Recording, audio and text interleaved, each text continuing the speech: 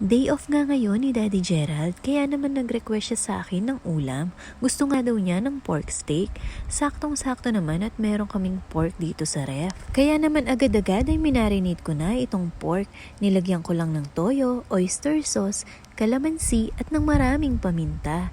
Nung nahalo ko na nga ng maayos ay itinabi ko na muna ng mga 1 to 2 hours para maging mas malasa siya. Habang nakamarinate nga yung pork natin ay naghiwa na ako ng bawang at sibuyas. Nung okay na nga ay nagprito na ako ng pork. Mabilis ang pagpiprito lang, yung saktong magkukulay brown lang siya. Hindi kasi pwedeng iprito ng matagal dahil baka tumigas yung laman niya. Nung naluto ko na nga lahat ay naggisa na ako ng bawang at sibuyas. Tapos nga ay ibinalik ko lang sa kawali yung pork na pinrito natin kanina. Hinalo-halo ko lang ng konti tapos ay inilagay ko na yung pinagmarinate ng pork kanina. Dahil ayan na nga yung magsisilbing sauce ng pork steak natin.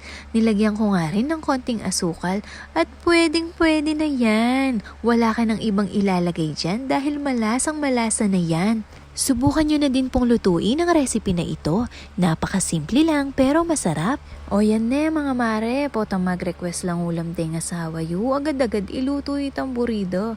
Malay yu, dagdagan dala rin bibiyedang pera kaya kayo. Charis.